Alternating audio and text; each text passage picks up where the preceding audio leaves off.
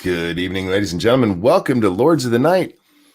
I'm your Lord of Pain, the Ranting Monkey, and I'm not sure where everyone else is. I sent the links out, but I haven't seen anybody yet, so I don't know what's going on. I really don't. Hopefully they'll be along later. Hope you guys are well. Hope everybody's had a wonderful Saturday, that you stayed corona free today. Nobody likes when you get the corona. We'll go ahead and do the Monkey Dick Jim Jones movies, video games. Hit the like button, guys. Share if you would, and make sure that you share the stuff of all creators that you like, not just me or us, as the case may be. Monkey, how are you today? Well, I'm pretty well, thanks. Got to hang out with Pumpkin for a little bit. She came over to hang out with Grandma and Grandpa while Mom and Dad had to go shopping. So we got to play, and she's very, very grandpa-centric. Monkey sent no link. I sent the link. Scribbles, I sent the link. I don't know what's going on with Twitter here. Let me try it again. I've sent it a couple of times, actually. There it is one more time. Let me send it to you directly, Scribbles. See if it'll come through that way. And you know how when you guys send a new message, it pops up to the top of your messages? It's not doing that. It's not doing that for some reason. I don't know what's wrong with my Twitter. Yeah,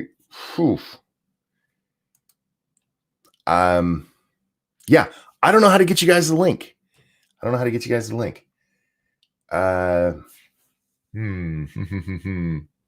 Oh, I know what might help. Anyway, guys, yeah, we're going to have some lots of stuff to talk about tonight, I'm sure, once everybody's able to finally get in here. Scribbles, did that come through? Let me know, bud. Got nothing, of course. Live TV, you guys, live TV. So, oh, wait, there's a message from somebody. Okay, let me see. Wait, all right. Let's try this. It's not letting me send things. I think I broke Twitter, you guys. I've said called people dicks too many times. Somebody suggested to try Discord. I can try that, but me and Discord don't get along real well. I have a feeling I know what the news is going to be tonight. Can you guys guess? I'm trying to open the Discord. We'll see if that will work. Satsu, if you're out there and listening, head on over there. Because we'll do it that way. Hi, beautiful. Are you going home? Yep. Have kisses? Give me up kisses. Can you say bye-bye? Say bye-bye. Say bye-bye. I love you. Mwah. Come here for a second. Oh, I'm waiting for Discord to open. I'm going to hang out with the pumpkins. Can you say hi? Say hi. No? Can you say bye? All right, hang on. Grandpa's having trouble with his stream tonight, so I got to get back to this. I love you. We'll be over tomorrow. All right, you guys drive safe. See ya. Can you see me in DM? No, I can't. Seems my DMs are frozen, and I've restarted everything, and yeah, it's not helping. So I am waiting for Discord to open, and then hopefully I'll get that to the guys over there. While we're doing that, I don't want to just be preaching at you. I saw a great story, you guys, a wonderful story about how these environmental teens, they're having a hard time, you guys, because they can't protest. They can't protest school because they can't just sit out of school because they're already kicked out of school, basically. And they're having a real hard time of it. CM says, can I get a solo for my birthday? Happy birthday to you. Happy birthday to you. Happy birthday, dear CM. Happy birthday to you. Happy birthday. I hope you had a great one. I really do.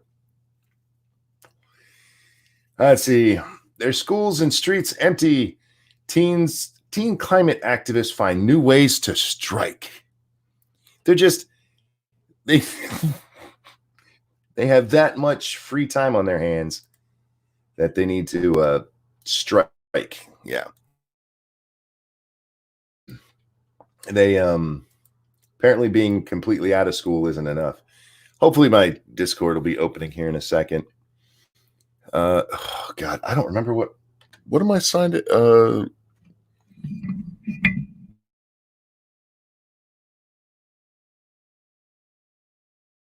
know what my sign in is for Discord, so that's not going to work.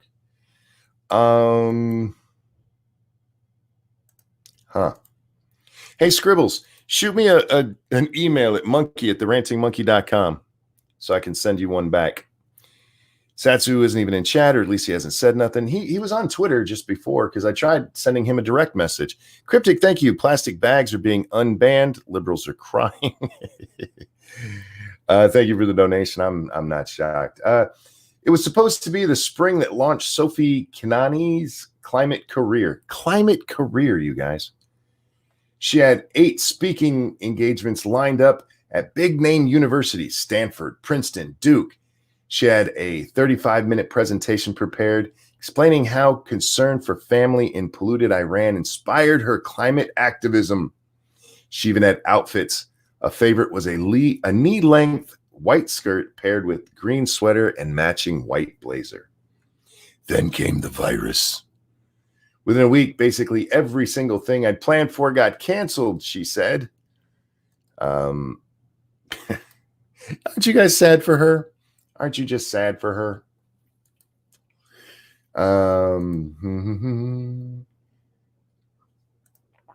Let's see.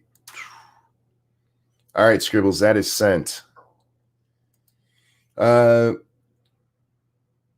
included a speech at the Smithsonian in the district, a roughly 30-minute drive from her home in McLean, Virginia. The coronavirus pandemic is threatening protest movements in countries ranging from Hong Kong to Lebanon to Chile, halting pushes to expand civil rights, topple authoritarian leaders, and fight sexual harassment. Wait, what? Scribbles! Scribe? Do I need to get you, I don't know. Can you hear me now? Yeah, do I need to get you an upgrade to your equipment, like a string and a pair of tin cans or something? Dude, it's my Twitter. I can't send any messages right now. When I refreshed everything, because I shut Twitter down and brought it back up, everything I'd sent recently was gone. And you're not seeing any of the messages I'm sending you on Twitter? Not getting nothing. Are you suspended? You don't even know it or something? Not that I'm aware of. I just sent a tweet out a little bit before the stream. My last one was 36 minutes ago with no issues. Yeah. Okay, so, I don't know. Could you link that to Satsu? Yeah, one second. Because I can't. Twitter DMs are broken for me too, says Becca. Oh, well, maybe I can't send anything to Satsu. I'll try, but. And Prospero says it's not working for her either. So I don't know how in the world to. Well, Satsu's got an email address, doesn't he? I'm sure he does. Satsu, send me an email, dude. Do I have it? Yeah, I got Satsu. Yeah, I got Satsu. Okay. Well, either I'm sending it to Satsu or I'm sending it to somebody that's got an amazingly same email as him. So anyway, Satsu, if you're listening, check your Gmail. Yeah, there you go. Yeah, sorry about that, dude. I sent this out and I sent a link to Sinatra asking him if he wanted to join tonight. And yeah, none of it's going. So I apologize for that, ladies and gentlemen. But anyway, back to our story. I wanted to get down to this next part of it because this part really made me laugh. A new kind of strike. Iris Zahn quickly saw possibilities in upheaval. Zahn, 16, attends River Hill High School in Clarksville, Maryland. She started pondering how to shift the climate movement online more than a year ago when she wanted to participate in the Friday strikes, but feared retribution from her school. Strikes. She connected with another student, George Zong, whose school in California had similarly harsh rules about unexcused absences. Wait, what was her last name? Zahn. What's the name of the guy that she hooked up with? Zhang. Okay. Spelled exactly the same, except he has a G. Okay. Anyway, last year they launched a virtual strike for students unwilling or unable to skip class. You guys super chat, by the way. Hashtag digital strike, she and Zhang called it. Thank you, Jordan. Hi, my favorite non-JAG people. Hi back. I hope you're well. They asked participants to post pictures with climate slogans ahead of class on Fridays. Each week, she and Zhang combined all of the photos into a collage. They started out with 10 or 12 digital strikers. By the time the virus struck, they built a faithful following of 100. Wow. That's not a strike. You ever hear the what was the movie Waiting to Exhale? I'm waiting to be impressed. This is all about 100 people who are striking, except they're students who aren't actually doing anything because technically they're just sort of they don't. Yeah. What? Okay. Yeah, I'm gonna hold my breath till you give me what I want, but I'm not really gonna hold my breath because that might be hurtful. Thank you, Cryptic, who says the guy who's going to break them up is named Dang. Zong Zang Dang. And with that story out of the way, hi Scribbles, how are you tonight? I don't know. All righty. I'm very confused. This has thrown me all off my format, and I'm all sad. Satsu, how you doing? Confuzzled. Yeah, see? Apparently Twitter's broken. No, it's Monkey's fault. It's all his fault. Yeah, links were sent out, just Twitter didn't send them to you guys. Well, it was weird because I saw like the little box come up like you guys were typing something, and then it went away. It was Scribe first, and then Monkey, and I'm like, I don't know what's going on. Oh, you don't see my messages either? No, I don't see any messages. Great, DMs are just busted now. Yeah, that's great. Yeah, so sorry about getting you guys in here late. How was your day, Satsu? Pretty good. Nothing bad to report. Just a normal day. And Scribbles, how was your day? Excuse me. It was very early day. Woke up early, did early stuff, was busy, and here I am. Ta-da! Glad to hear. Glad everybody's finally here. And yeah, this story, guys, is just more stupid shit. These kids, these poor kids, they just can't protest the way they want to. Nobody's listening to them anymore. Hoo. Go play video games, you morons. That's what we do. Oh, for fuck's sake, man. I've been waiting for this, though. I've been waiting for the poor kids, and their climate activism has just been put on hold, and now we have it, so I feel better. Yay. Yeah. Did you have any news tonight, Scribbles? I do. You want to share it with the class? Oh, that's a separate question. Okay. IRS deposits first wave of stimulus checks. To whomst? Well, I presume those of you that have automatic deposit already registered with your tax return. The Internal Revenue Service sent out the first wave of stimulus checks to Americans on Saturday, the agency said. Quote, hashtag IRS deposited the first economic impact payments into taxpayers' bank accounts today. We know many people are anxious to get their payments. We'll continue issuing them as fast as we can, unquote, the IRS wrote Saturday.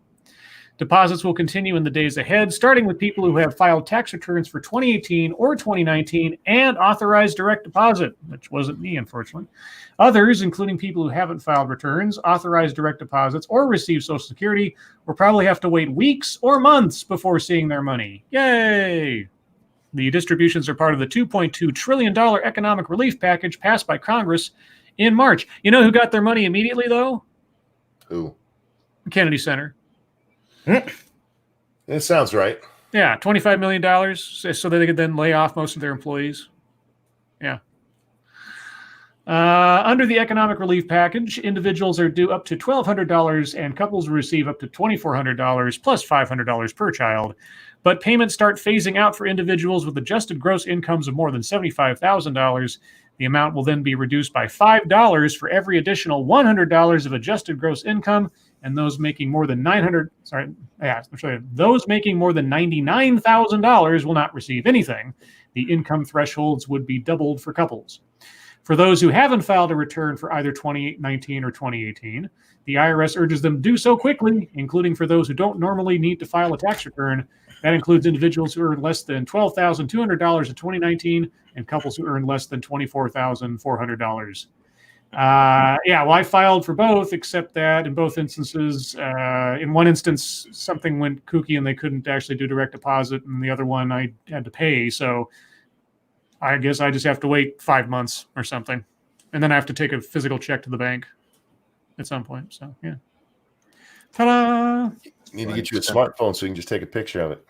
No. How much does the smartphone cost? Depends on the phone. Yeah. I'll sell you my old one for $30. No, thanks. Nowadays, you can get a smartphone for $10. I'm not even joking. Go to fucking Target or Walmart, buy one of the prepaid phones in the boxes. $10, you can get a smartphone. Yeah, well, we'll see. Anyway, so yeah, if you you might check your bank balances, because they probably won't send you a notice or anything. It'll probably just kind of pop up in your account if you had automatic deposit. So there's that. How about this? New Orleans Saints Malcolm Jenkins says, Black community can't wait on a government that has never prioritized us in the coronavirus pandemic. What are they supposed to do then? I don't know. Malcolm Jenkins, a 12-year veteran of the NFL, asked the Black community in the United States to take care of themselves first amid the ongoing fight against coronavirus. Why? Yes. Why wouldn't they? Sorry. I was like, well, why wouldn't they have already been taking care of themselves? Yeah, well, you got to tell ignorant Negroes to do that because they won't know unless you tell them, right? That's the statement about it. In a 58-second video posted to Twitter on Saturday, the two-time Super Bowl champion also questioned the share of government-funded resources being focused on African Americans during the pandemic. Here's the tweet. Hashtag Dear Black People. We are the most impacted, yet the focus of resources aren't being invested in us. We cannot wait for a government that has never prioritized us. We must look out for ourselves, take care of you first, share resources, protect the elderly, and stay home. What? Real quick, Cryptic, thank you. I have to wait for my stripper money too, Scribe. You're in this together. You're a stripper? I think he meant the money to be used on strippers. Oh. Yeah. Quote, this pandemic is real, and the damage that is left in wake of the coronavirus is realized mostly in our communities. Bad policy, institutional neglect, and overexposure place us disproportionately within arm's reach of the dangers of this deadly virus. We are the essential worker. We are the most impacted, yet the focus of the resources aren't being invested in us.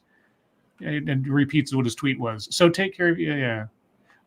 Please stay safe, stay healthy, and survive, because whether they know it or not, the world needs us and we need us, unquote. Wait. Do I need to repeat myself? I can. Go ahead. Ignorant Negroes, just in case you are unaware, you should probably take care of yourself too, on top of any other assistance that you get. I know you're dumb and don't know any better and haven't been doing it this whole time, because who are we kidding? You're Black. Why would you know any better? So just a forewarning. If you are of a dark complexion, please take care of your stupid fucking self and your stupid fucking family who don't know any better. Thank you. Black folks don't have to live in those cities. Yeah, they do. They're forced to. In Chicago, 72% of deaths from the virus have occurred among Blacks, despite only making up 30% of the population, according to city officials. In Louisiana, a similar story is told.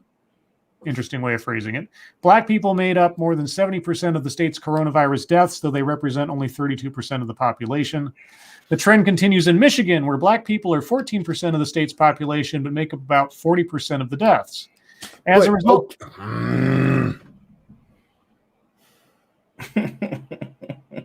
That's so misleading because they just said in Michigan.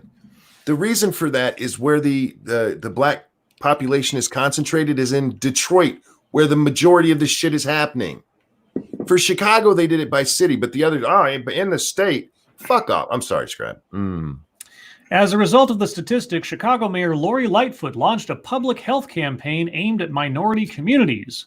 Surgeon General Jerome Adams also addressed the disparities on Friday. Quote, "We can't fix these issues overnight, but I promise you we'll work to quickly and meaningfully work in the direction," unquote. What? Thank you, Angry Illinoisan, who says, I think he is a racist. Thank you. I'm sorry. Go ahead, Scribble or Satsu. I'm about to say, it's very interesting how they love statistics like that, but when you look at other statistics that we shall not name, then they're like, oh, well, those numbers are there's reasons for that. I'm like, oh, so there's no reasons for these other numbers. No, these are all racism. Those numbers, it's not because what you're thinking it is. It's something totally different. There are reasons for it, and the largest part of it is that in states like this, like Chicago, even go by the city, you're talking about concentrated groups of people. And when it comes to the deaths, what you're talking about, blacks have a higher likelihood of getting diabetes, of high blood pressure, heart disease, things that we know this virus feeds upon. It's not like you have neo-Nazis running around coughing in black people's faces. And then the doctor's just going, fuck them, they're black. We don't care. I'm just curious how the Surgeon General intends to address or fix these issues. How do you fix people that are dead? Well, if he's talking about on a grand scale throughout, the next several decades, working on ways to, whether it's through diet or exercise or whatever it is, to help it so that black folks aren't more likely to get diabetes, if that's something that can be worked on, all right, fine. But it's not going to help with this fucking virus. Thank you, the Broken Baller, who says, nightly large gatherings in the hood of Cincy shake my head. Oh. I mean... let's see. Oh, and real quick, thank you, Shrouded Angel, who says necromancy. Well, there you go. That's how he can fix it. Scribe. Hey, necromancy. In other corona news, because why not? New York Times coronavirus report outlines how Trump, quote, could have seen what was coming, unquote. Oh, of course. Because, what's hindsight, everybody? 2020. Hey! Which is going to be the name of every yearly retrospective that is made this year around November. A new report on the Trump administration's missteps in the early days of the coronavirus spread into the U.S. was published in the New York Times on Saturday, detailing new instances showing how President Donald Trump ignored the warnings of his advisors about the lethal infectious disease approaching America's doorstep. According to the report, Dr. Robert Kadlec, the top disaster response official at the Department of Health and Human Services, convened the White House Coronavirus Task Force on February 21st. During his meeting, the group conducted a mock-up exercise of the pandemic. It predicted 110 million infections, 7.7 million hospitalizations, and 586,000 deaths. As a result, the group, quote, concluded they would soon need to move towards aggressive social distancing, even at the risk of severe disruption to the nation's economy and the daily lives of millions of Americans, unquote. However, it would take more than 3 weeks for Trump to enact social distancing guidelines on March 16th. 2 days after that meeting, Kadlec learned of human-to-human transmission from asymptomatic individuals, the Times report states. Wait, so after that meeting, he got information he didn't previously... Okay. But instead of immediately implementing mitigation steps, the president's focus turned to messaging. Dr. Nancy Messonnier, if I'm saying that correctly, the director of the National Center for Immunization and Respiratory Diseases, issued a warning that the virus would disrupt daily life. Trump canceled a meeting where mitigation efforts could be discussed. Instead, he appointed Vice President Mike Pence in charge of the task force and funneled coronavirus messaging through him. There were also other administration officials who went on television saying the virus was contained. Over nearly 3 weeks from February 26th to March 16th, the number of confirmed coronavirus cases in the United States grew from 15 to 4,226. Since then, more than 500,000 Americans have tested positive for the virus, and authorities say hundreds of thousands more are likely infected. The Times also describes how Health and Human Services Secretary Alex Azar had been briefing the president on the issue. Azar, quote, briefed him about the potential seriousness of the virus, unquote, during a January 18th phone call. A few days later, in what appeared to be his first comments about the virus to the press, Trump told a reporter at Davos, quote, we have it totally under control. It's one person coming in from China, and we have it under control. It's just going to be fine, unquote. Yeah, this is before we knew that human-to-human transmission was likely, that asymptomatic could pass it on, and this is also just before he closed the borders with China. Yeah. On another call on January 30th, Azar warned Trump of the possibility of a pandemic. Trump reportedly responded by saying Azar was just being alarmist. On the January 30th call, Azar, quote, was blunt, warning that the virus could develop into a pandemic and arguing that China should be criticized for failing to be transparent, unquote. But Trump rejected the idea of criticizing China. According to the Times, Trump told Azar to, quote, stop panicking, unquote. The president wouldn't change his tune about China until he heard of a Chinese government spokesman spreading a conspiracy asserting that the coronavirus originated from U.S. troops. That's around the time Trump began referring to the coronavirus as the Chinese virus and the China virus. What were you calling it back then, CNN? Yeah. The Times piece also outlines the struggle between national security and economic advisors over steps that should have been taken in regard to China, a move Trump points to in order to show that he took the threat of coronavirus seriously from the start. Are you going to mention January 31st? Are you going to mention January 31st? No. At no time in any of the, at least not in this, I don't know what the Times piece says, because, of course, the CNN article is just a rebroadcasting of bits and pieces from the Times article. Sure. But closing off travel with China, not on here. So, yeah. Okay. And everybody and their brother got this perfect from the beginning, by the way, because we all had the information we needed. Nobody was holding anything back, etc. Trump made some mistakes. It's true. Should he be held to account for those? Well, yeah, sure. But the Times, CNN, I want to take a look at your own reporting on this stuff in the early days, too.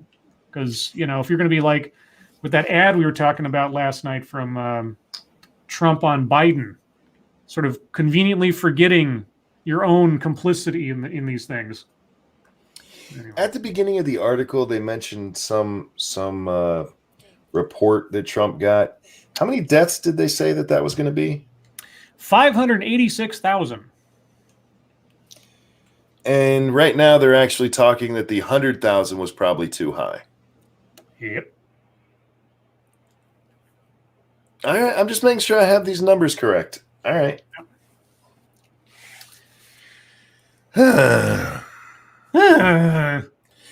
History restarted February 1st, 2020 again. Apparently. Indeed. Other than that, I don't really have a whole heck of a lot else, honestly. I mean, it's mostly more various coronavirus things, or here's my coronavirus diary. I'll read this. This sounds like a sad story, but it might be just another, oh, we're so special because we're special. This is taking forever to write. I can't focus and my mind is either always racing or responding. Do we have milk? Does she have a fever? The dog needs a walk. Where's Papa's will? Is ours updated? Time for a team meeting. Maybe my throat hurts. Trump speaking in the Rose Garden. Charades on Zoom sound cool. Mama, mama, mama. I look back on other periods of my life, like when 9/11 changed my career and sharing felt natural and therapeutic and necessary. This time, I don't know where to begin, perhaps because nobody knows how it ends. Okay. I'm just this side of judging this melodramatic. But I don't know what her situation is yet, so... a friend describes it like a switch that goes off. That moment you take the virus seriously and life changes suddenly and completely. For us, it began 3 weeks ago on Friday, March 13th, which happens to be our 16th wedding anniversary. It's a sign, I'm telling you. That was the day that me, my husband, our 2 daughters, our shaggy mutt, and a million IKEA bags stuffed with rations decamped from Queens to my parents' home in New Jersey. You think it was wise traveling to your presumably elderly parents in this situation? From the hot spot of the outbreak, huh? Yeah, let's go from Queens, New York to New Jersey to this adult woman's parents' place. When we knew then by March 13th, asymptomatic, could pass it on. Okay. You're ignoring the point. So she's one of them bitches they were talking about, hey, if you get somewhere, quarantine because you could be sick and spreading this shit. Schools had not yet been shut, but we made the decision to leave regardless. New York City felt like it was about to get bad. My employer, CNN, had moved to work from home mode, unless you were, Chris Cuomo.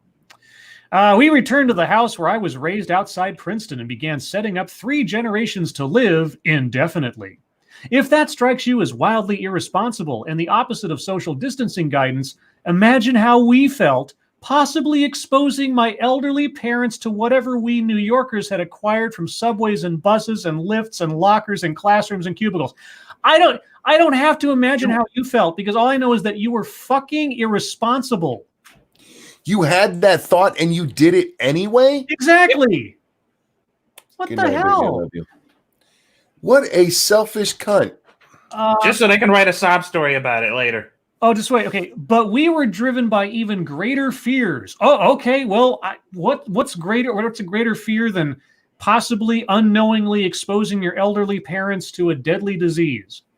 First, my father was recovering in a rehabilitation facility in Central Jersey after a stroke in mid-February. Bitch, what in the fuck?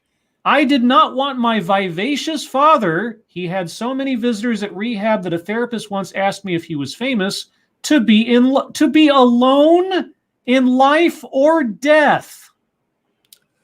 So she's going to take the virus there and kill him, make sure he's got some people around him. Second, my husband's fear. He did not want us to be separated. You didn't have to be separated. You could have stayed in Queens. In the weeks after the stroke, I had been commuting between my home, my parents' home, the hospital, then rehab, and work. As coronavirus cases and closures grew, he feared that shut down transit, bridges, or tunnels could strand or divide us. And he weighed the dangers of coming and going versus sheltering in place. Okay. Sure enough, the Friday night we arrived, my father's rehab announced it would stop allowing visitors the next day. So you went there for nothing. That night, Papa and I had our best conversation in a long while, just the 2 of us. I explained the virus was about to change everything. He asked me to take him home. When I asked how many girlfriends he had before Mommy, he impishly raised 3 fingers. What? Papa is disoriented and unable to swallow. This is his 2nd stroke, and we are hopeful, having witnessed the miracles of therapy and brain redevelopment before. But my father is 80, and I don't want the moments ahead, whether weeks or months or years, to be defined by isolation, infection risk, and further confusion. But I told my dad we would get him out. As I left, I pumped hand sanitizer at his door, at the elevator, in the lobby, and in the car. But you didn't... Did you breathe on your father by any chance? Oh my God. I'm sure she held her breath the whole time she was there. I'm skipping down a bit. Oh, and then there's a picture of her daughters with masks on. This is a callous bitch. This was all selfish. This was stupid and pointless. Stupid and pointless. Thank you, Terry, who says, speaking of having a stroke, when is Kate coming back? We'll see. Yeah, it's not entirely pointless. I mean, it was for her.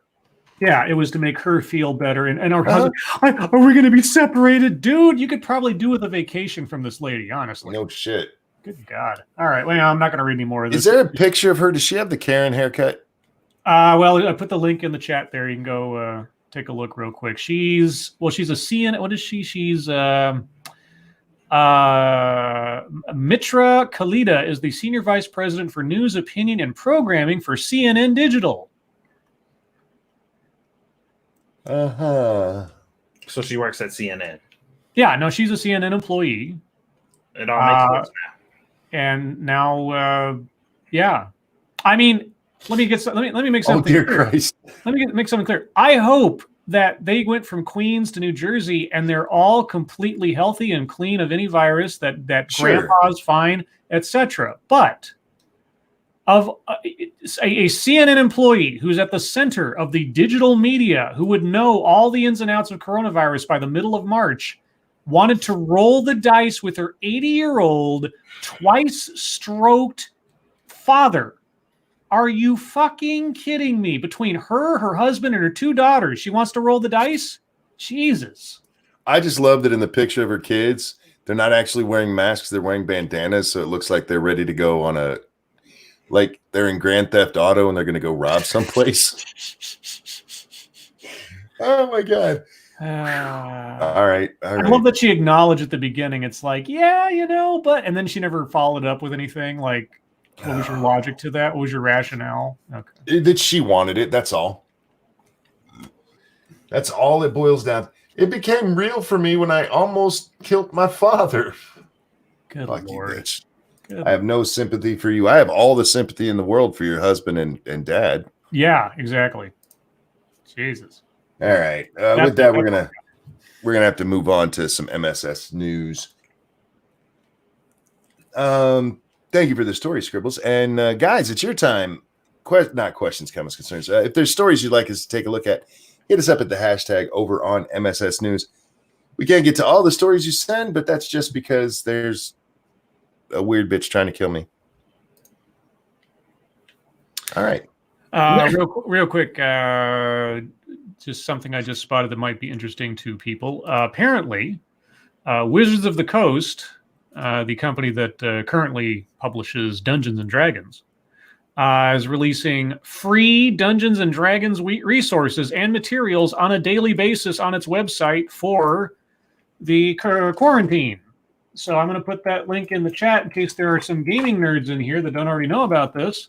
Because, Player's Guide, Dungeon Master's Guide, a module, a whole bunch of other stuff too. So it's tons and tons of stuff. So it's all free, PDFs, but hey, you get what you get. The first one comes to us from our senior corner correspondent, Frosted Glass, who's already been sent back there. Oh. The secret weapon in fighting against coronavirus: women. So put them up as like bullet sponges to stay away from corona as you run away? I guess. This comes from Arwa Madawi. Oh, right. Yeah, that crazy bitch.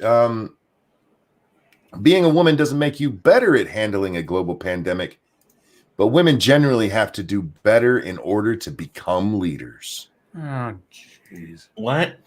Yeah. What do Germany, Taiwan, and New Zealand have in common? Well, they've all got female leaders, and they're all doing an exceptional job in their response to coronavirus. Doesn't Germany have like a 10% death rate? I don't know, honestly. I swear that's last time I looked at it. Somebody looked that up for me. Isn't their death rate still like 10%? Wow, I don't know how to say this. Tsai Ing-wen, a former law professor, became the first female president of Taiwan in 2016. The same year, America got its first reality TV president. Tsai has spearheaded a swift and successful defense to the pandemic.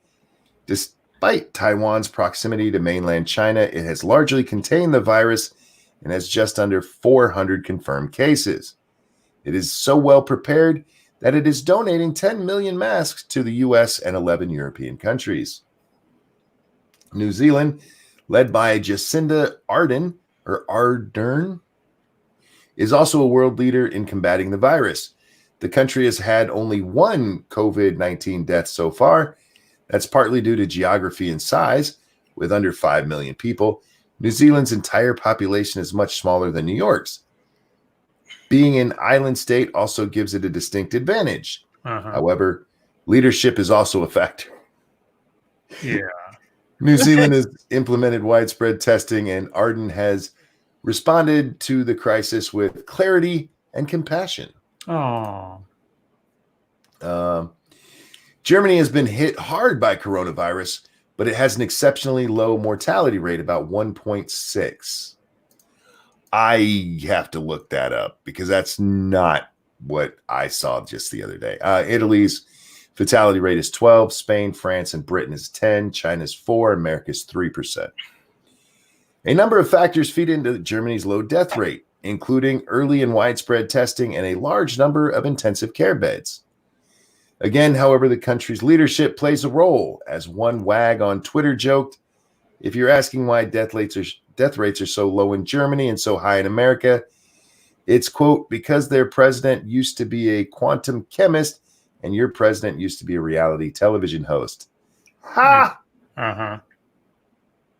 Angela Merkel, who has a doctorate in quantum chemistry, is actually the chancellor, not the president, but the sentiment still holds. Oh. Yeah, super chat. Thank you. Nope. No, Germany is doing nearly the best in Europe. You may be thinking of Italy, Spain, or Sweden, all doing quite poor. No, it was Germany that I looked at. I must have just got the numbers screwed up. What is true, however, is that women generally have to be better in order to become leaders. We are held to a far higher standard than men. Women are rarely able to fail up in the way men can. You have to be twice as good as a man in order to be taken half as seriously. You have to work twice as hard, with few notable exceptions. Cough, Ivanka Trump, cough. There's always those exceptions, isn't there? It's always for a conservative woman. Well, there's always exceptions, but there are also never exceptions at the same time. Because you got to remember, all women have that problem until you bring one up that doesn't. And they're like, well, accept them. And every other one that doesn't. But they don't count. We don't talk about that. Except for notable exceptions, you've got to be overqualified for a top job. So, yeah, that's what this... According to her, all of this is wonderful because women have to try harder. Yep. Good job, ladies. Excuse me.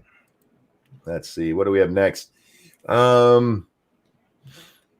This one comes to us from Massive Dynamic. The pandemic has caused a national surplus in chicken wings that may go to waste, and we absolutely should not stand for it. Am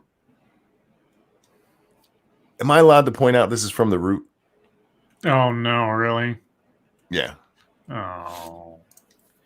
A certain basketball tournament got canceled, causing a nationwide surplus of chicken wings, and that might just be the blackest lead I've ever written. Now, coming from literally anywhere else, this would be pure racism. Yep. But it's funny because a Negro said it. Hilarious. Here's what happened according to the Washington Post.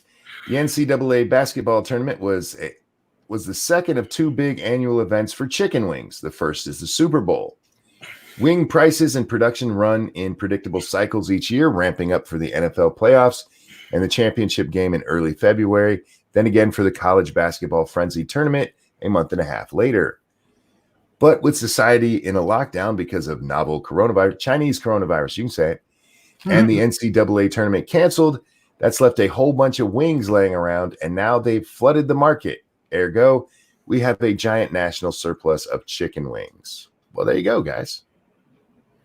If you're looking for chicken wings, if you like them, go check them out. Maybe they're on sale at a store near you. Faithless says, donate the wings. I suppose they could, but you got to make sure people have a way of preserving them until they're ready to be sold.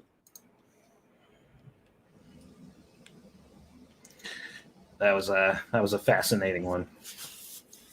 In chat, Devil's Advocate asks, how is a surplus of food a bad thing? Because the way wings are usually eaten is in these situations, is you have a whole bunch of people to your house for a giant party and you make a shit ton of them.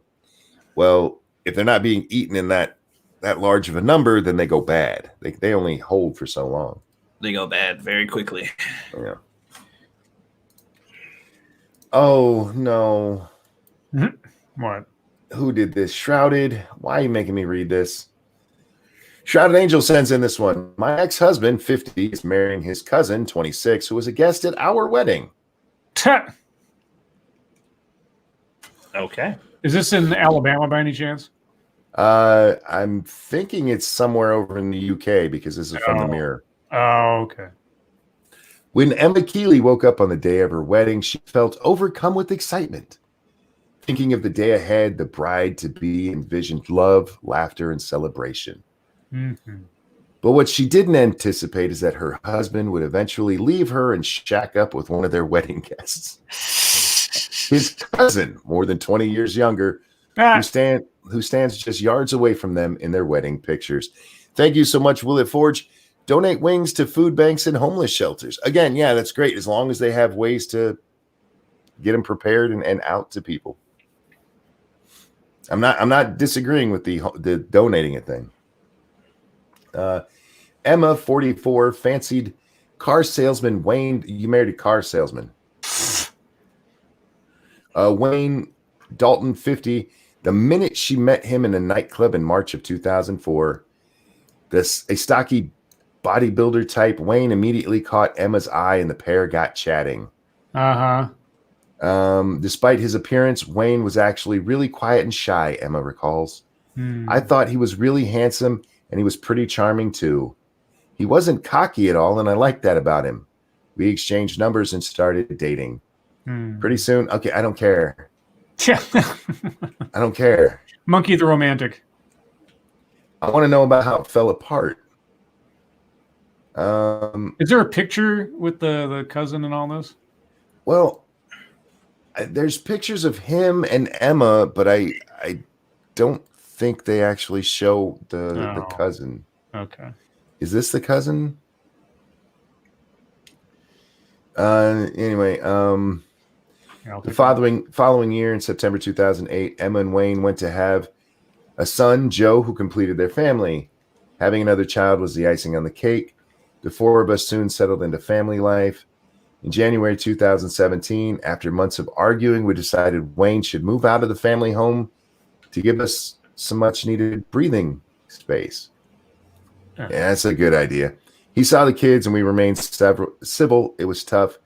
But although we were taking some time apart, we remained in close contact. In July of 2018, Emma broke things off for good.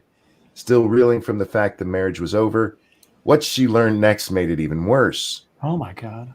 She said, I noticed he was spending more time than ever with his young cousin, Samantha. 4 months later, in November of 2018, Emma discovered the devastating truth. Oh, my God. A family member informed her Wayne and Samantha had been spotted in public together. I immediately confronted Wayne, and he confirmed it straight away. Well, weren't they already separated at that point, though? Yeah. So it's not like she broke up the marriage. I mean, he's kind of creepy. This is England, though. So it's not like marrying your cousin is that big of a deal. I mean, royal family deal. Yeah. Oh my God. Elda says thanks for the birthday wishes. We had a birthday. Did I miss that? Oh, there we are. Wait, is that James Colley's mom? That's what I'm hearing, or that's what I was seeing here. Oh, Elda, it's your birthday. This one's for you. And a 1 and a 2. Happy birthday to you. Happy birthday. Happy birthday to you. Hair flip. Happy birthday. Happy birthday, dear Elda. I don't have any hair to flip, by the way. Happy birthday birthday to you. to you. Happy birthday, dear. I hope you had a great one. I really do. And Inedible Trout, thank you. Did you know the first French fries weren't actually cooked in France? They were cooked in Greece. Womp, Yeah. womp, How womp, dare you. womp. That's Oh, that's- hilarious. This one comes from David Schoen. I think I'm saying his name correctly. Oh, you son of a bitch. And that Krakatoa volcano? How dare you? Did that just because of the name, didn't you? Krakatoa. What? Krakatoa? The volcano erupts in Indonesia. The Indonesia volcano erupted Friday, spewing large plumes of ash 9 miles into the air. At approximately 11 p.m. local time, the volcano's loud eruption was heard by people in Indonesia's capital, Jakarta, located more than 90 miles away. Damn! Images taken from a webcam near the area showed lava flowing from the volcano. That's what happens when they erupt. Thank you, Nope Nope, who says $2 because singing was much less horrible than usual. Why, thank you. Thank you so much.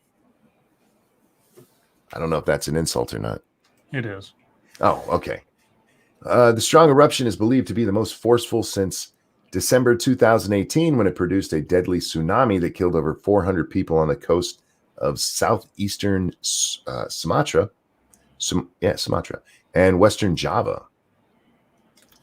So, yeah, big-ass volcano erupted, you guys. Don't live near those things. Then nothing ever good comes from it. Yeah, I agree. It's just a bad thing. Bad idea.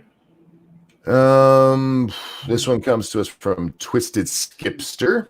Skipster. Virginia governor rolls back abortion restrictions. Oh.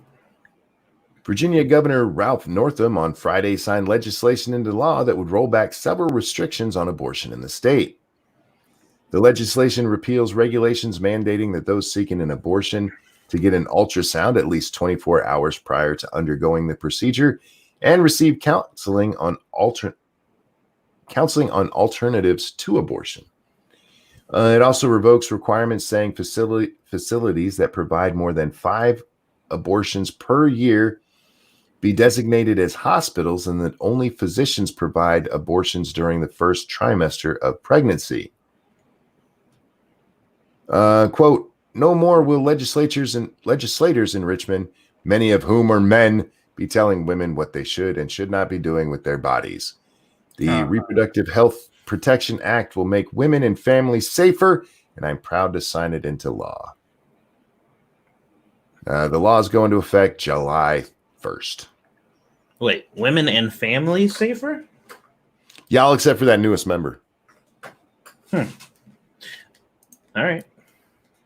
Willie Forge, thank you. In minutes, more pollution than China in years. Well, I mean, is it pollution if it's a volcano? Let's see what else we got going on here. This one comes from who sent it in? I'm sorry, I had to go to another tweet. So, Signal Boost. Load up, damn it. Family cheers up neighborhood by spending 6 hours coloring each brick of their house with rainbow chalk. Jeez. That's kind of cool. I'll throw the link in the chat so you guys can see it too.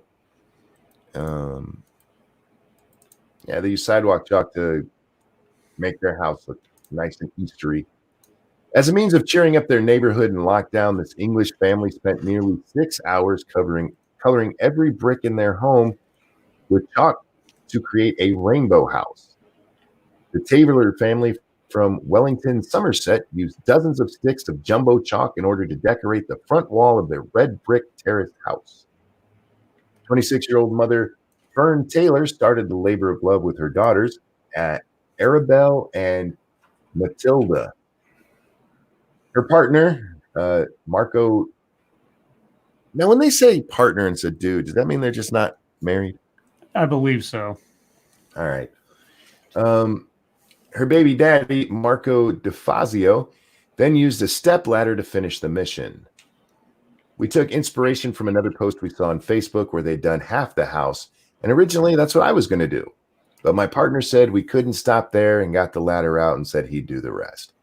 Well, that's pretty cool. And it's I mean, a cute thing to do, and hopefully it does cheer it up. Cryptic, thank you. Chalking it up to boredom. Wah, wah, wah. Y'all are hilarious. Hilarious. Another birthday. We have another birthday. Where? History always repeats. Their dad. What? I need a name. His name is Dad on Dexter.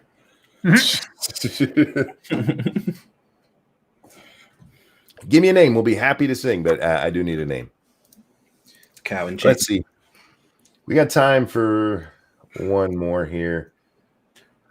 Okay, this one I have to.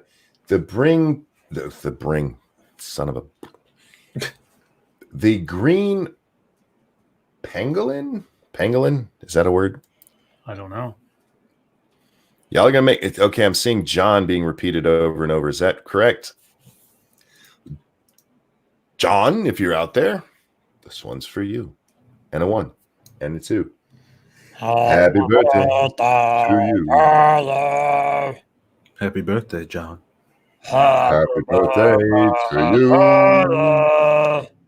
I hope it was a great one. Happy birthday, dear John. Letter. No. Happy birthday to you.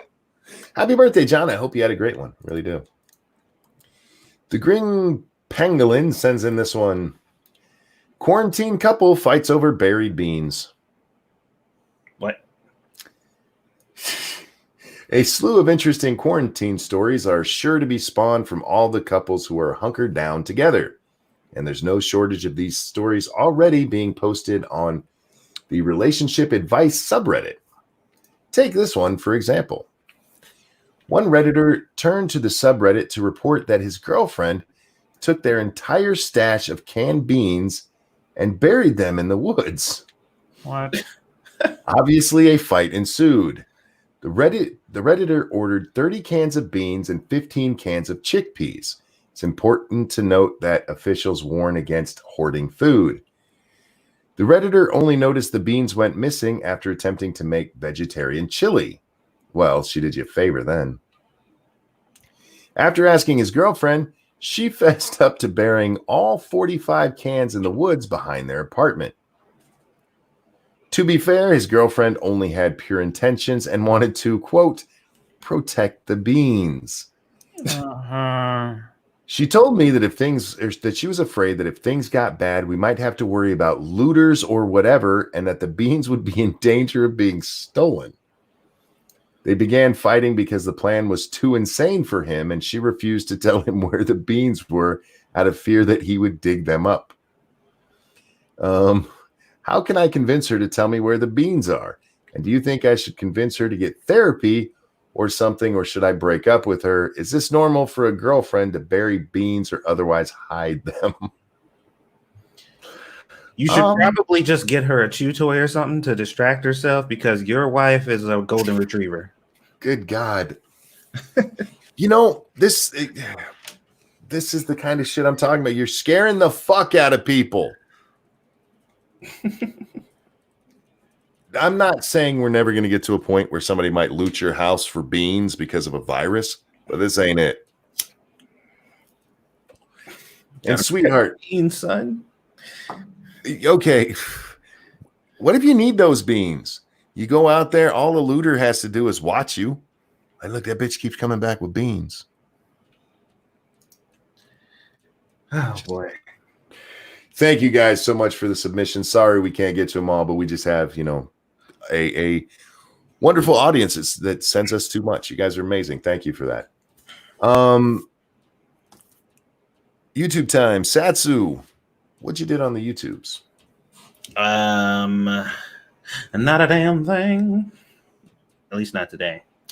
But we will be playing Green Hell after this. And guys, we went into Green Hell thinking that it might be crazy. Like, I didn't really know if it was really going to work out because I've played Green before, and it's one of those games that's very, very difficult. It is a survival game. I just didn't know how it would work if we did co-op, and I am pleased to announce that it works very well. We had a really good time. So good a time, we almost streamed for like 4 hours on a regular night stream. So, well, there's also the possibility that it wouldn't work because we've had that before when we go to play a co-op game we haven't tested first, and we didn't get to test this one. And it'll take us an hour to even get it started to where we can play together. Yeah. Right up, man. They did a pretty decent job with their coding and stuff. And not only that, because like I wasn't really worried about it mechanically, because I figured we'd at least connect, I was just like, I don't know if the way that this game is made, like the way that it's structured or whatever, if it's going to be interesting. You know what I mean? Yeah. I just did, because I'm like, in survival, that's it. There is no objective really. You just survive. Yeah. But surviving is so fucking tedious and so hard to do that I guess it's still entertaining. So shit. I'm like, all right, fuck it. So yeah, we streamed for a long time last night. We're probably gonna go over tonight, unless Monkey needs to go somewhere. And Sunday obviously is gonna be our long stream. But we're having fun playing Green Hell, guys. So come and watch it. It's a good time. All right, and Scribbles, what you got? Well, I did a TED Excellence today on the importance of affirming student identity. What? It is a guy who is actively a superintendent, but has formerly been a principal and a teacher and is a father, who wants everybody to know the importance of affirming student identity. And what is student identity? Race, gender, disability, orientation. These are various and intersecting identities, and it is important for teachers to recognize the importance of these identities in their students, because there are disparities in the schools where the majority of suspensions take place amongst Black youth. And so my job as superintendent of equity is to go to the principals underneath me and point out these disparities and work with them to fix these things. It's not about shame or blame. I'm not implying that their schools are racist. I just want to work with them to make sure that everybody's treated equally based on race and gender and ability.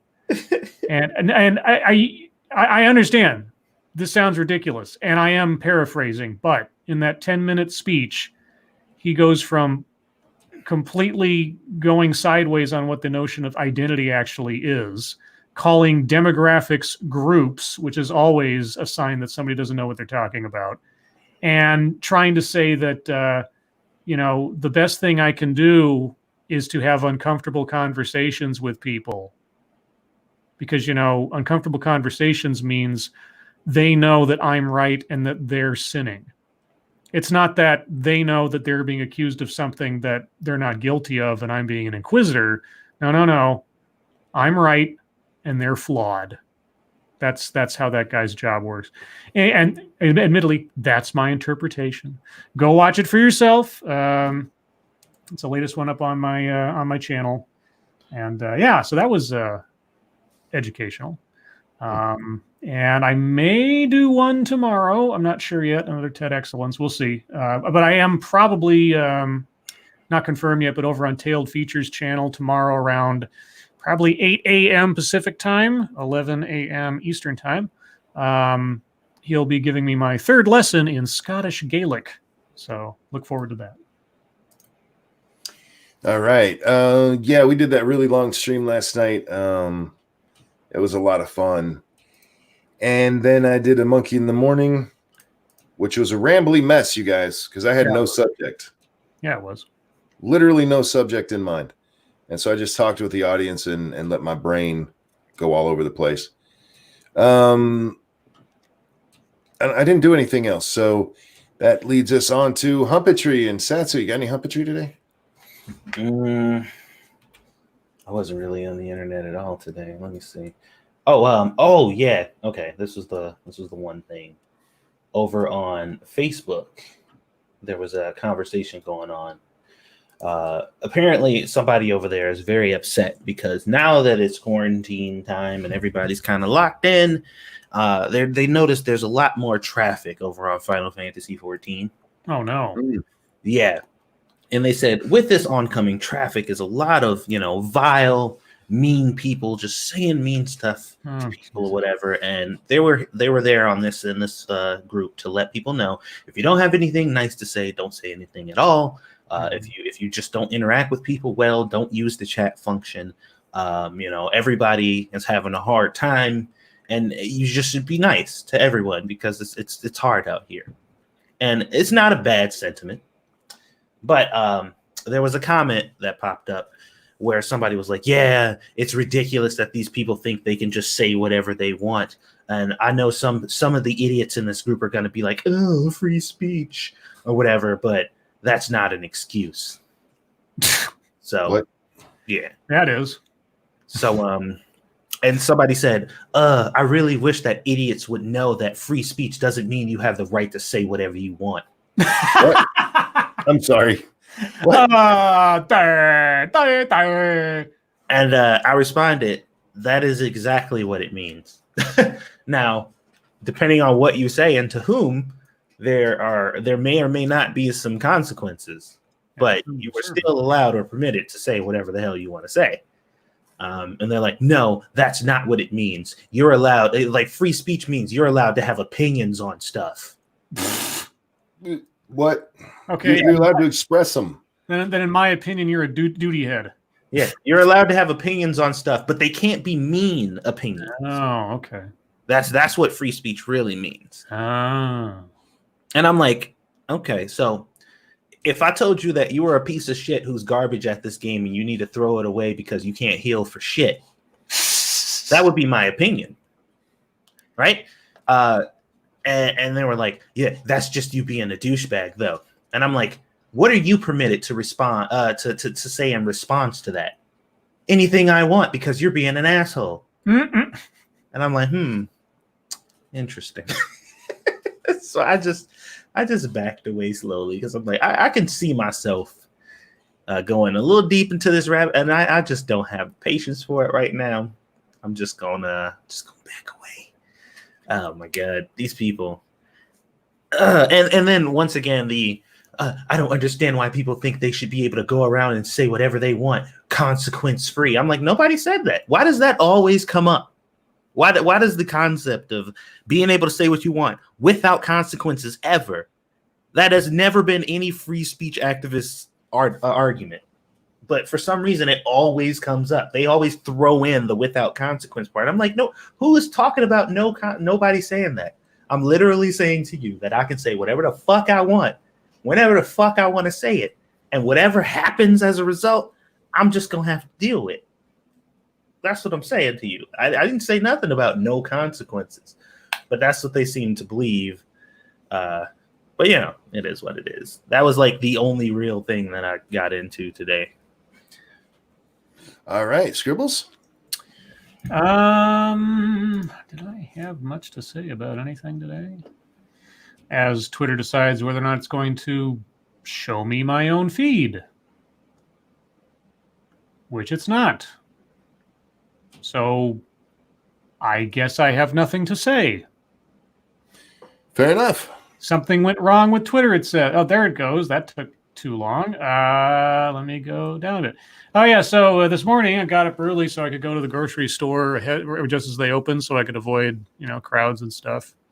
And so they closed all the entrances except for one. They were metering who could go in or how many. Of course, I got there early enough; it didn't really matter. But so I got suited up before I went. I got on my my surgical gloves. It's one of those things that, just like so many other things, it just happened to be the case that I had a box of those because I did some cleaning of my apartment a few months back, and so I bought a box of those to use for using bleach and all that. And I just happened to have some surgical gloves when this thing came about, which was nice. So anyways, I put on surgical gloves, put on my heavy-duty filter mask thing, And I was all set. And I go across the street, got my list in my back pocket, go in the grocery store, get the basket, start walking through the grocery store, and then suddenly my nose starts running. And my hand goes up to my face reflexively to try to rub it and bumps into the mask. I'm like, oh shit. And so I've got like this itchy, tickly, drippy nose thing going on inside of this mask that I can't take off in the middle of everything because it's all strapped down and I've got my hands full of things and I'm like, oh God, no. So it was the most torturous grocery shopping experience I think I've ever had. Is like I just need to get under the I can't. Oh, it was bad. Other than that, I upset Sinatra last night. What you did? Well, he wanted on the stream to talk to Kate. Oh. Or to, I don't know, ogle her or something.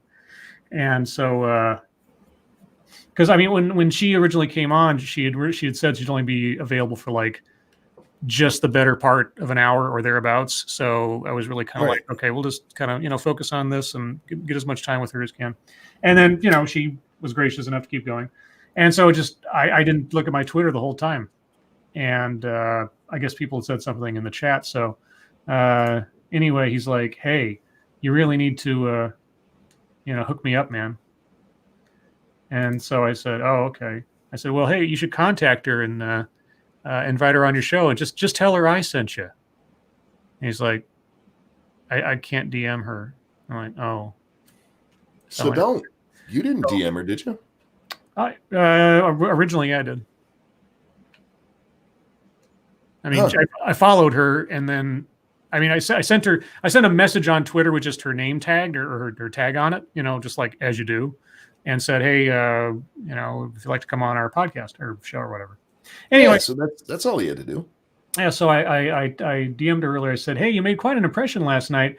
I've been begged to refer you to my friend Sinatra Says, who would love to have you on his show sometime. He's good people. And at the risk of sounding mercenary, he has 184,000 YouTube subscribers, and his videos get anywhere from 15 to 50,000 views. Hope you and Squee are doing well, the dog. And so sorry, Sinatra, but hey, I let her know. Maybe she'll get back to you. But other than that, nothing really jumps out to me today. As far as I only call that fuckatry because I'm fucking with Sinatra, but it's fine. That's it. Yeah, Sin, I invited you on the show tonight. I really did. Yeah, sure you did. I invited these two on, and we saw how that happened. Yeah, that's true too. I tried. I really did. My first one. When I woke up this morning, Bill Maher was trending. Oh God, why? I was like, what in the absolute fuck? Why is Bill Maher trending? Did he open his show up again? Well, he's been doing his show still. Oh. He's third or fourth episode into whatever his new season is. And wait, what the hell? Sorry. Oh, I just got some messages from you. Oh, did it finally the dam broke? It seems to have, yeah. Oh, great. All righty. Anyhow, Bill Maher, his final rant last night was about coronavirus and calling it Chinese virus. Oh no. And about how maybe that's not a big deal. What? And he went over a whole bunch of different places. His best joke of it was, Lyme disease is named after a place, and they didn't get ticked off. I'm like, oh no, you didn't. Oh, that's funny if you guys understand it.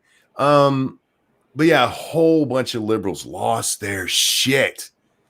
And my favorite one. Where's Linda Sarsours? Bill Maher has been a racist, misogynist, Islamophobe for years. And all of a sudden, everyone is like, oh, yeah. Oh my God. Call Ice Cube. The Jew hater has a problem with what Bill Maher said. You don't say. Connor Johnson, thank you so much. Have you seen the 1983 movie Twice Upon a Time? No, I have not. But thank you for the donation. Have you, Scribbles? The title sounds familiar, but I can't say I have. And I know Satsu ain't seen it. You know I ain't seen that shit. Stop playing. He might have seen it, but he didn't know the name. It was something that Squishy made him watch. You know what? That is much more likely than the yeah. You guys would think. I haven't seen so many movies that I have no idea what the fuck they're called. So who knows? But yeah, so there were a bunch of people, and it's interesting watching the different reactions to Bill Maher's thing, because all of the conservatives I saw, they were like, wow, I can't believe I agreed with Bill Maher once. And all of the liberals that I saw were like, oh my God, he's just a horrible piece of shit. Not, oh, I disagree with him once. No. Right. He is the most horrible piece of shit ever. Yep. Like, oh my God. This happens to him quite often. It does. Mm-hmm. He makes jokes about it on his show about pissing off his liberal audience. Oh, yeah. And it's true. He does. And this one wasn't even that bad. He was just like, look, guys, we call it coronavirus because it came from, or we call it Wuhan virus because it came from Wuhan. Call it China virus because it came from China. That was his point. But, oh, man, they lost their fucking shit, man. All right. Where's the other one? I don't have a story for this one. But my governor is losing her fucking mind, for those strong women who lead so well. She's barred people in my state from going between their own residences. What? So if you own 2 homes in Michigan, you're not allowed to go to both of them. How are they tracking that? I don't fucking know. But this was some shit she passed down. No, you're not allowed to go to your different residence. Well, I'd love to see her try to enforce that one. Well, this comes from the notion similar of what you read earlier, Scribbles, from that selfish cunt. Yeah. There was this idea that a whole bunch of rich people were driving out into their second homes, like Bernie Sanders going to his summer camp kind of thing, and then getting people sick there. But if you're only going to your house and you're not going to like the stores and stuff, it's your house. I don't give a fuck. And it's not for them to tell you no. But yeah, so we have to be very careful here in Michigan because, the other one that I have pulled up, this one really annoyed the fuck out of me. Scott Adams is started to really annoy the shit out of me. Is it Delbert or Dilbert guy? He works for the little Jew, what's his name? Ben Shapiro. Oh, okay. I'm pretty sure this is the guy. Maybe he is the Dilbert guy. I don't know. But anyway, he's been all over Twitter lately, and he's like many of the people from the Daily Wire. He's like trying to coax us into being okay with government control. Oh, yeah. Scott Adams is Dilbert. They said, okay, fair enough. He said this, the sooner the public realizes we need to choose between freedom and privacy, the faster we can recover #coronavirus. My assumption is that we will never be safe from viruses or terrorism unless we give up privacy to gain that protection. For example, our only way past coronavirus might involve aggressive contact tracing via phone. Students of history will say losing our privacy is a fast track to losing all of our freedoms. But that only happens if people running the government keep their privacy while you lose theirs. Or while they keep theirs. I just read that all wrong. Government keep their privacy while you lose yours. There we go. I don't favor that. I can imagine a system in which we are all anonymously traced for virus tracing purposes. The algorithm could spit out text warning people of contact with the infected without any human being being aware of the specifics. Maybe have some bipartisan oversight too. My point is that we're probably no longer have the option of maintaining both our freedom and our personal privacy in the same fashion as in the past. But I think we can be smart enough to limit the downside risk. Before I address this, angry Illinoisan, thank you. Need to think about the kids who have divorced parents about that. They go from one house to the other all the time, from what I understand. In Michigan, they can't. You're stuck in one house. Except for, actually, there is a provision in there for divorced parents for that very situation, actually. There's a couple of things that, like court-ordered child separation things. Those are still in there. All right, Mr. Scott. Freedom's not safe. It's just not.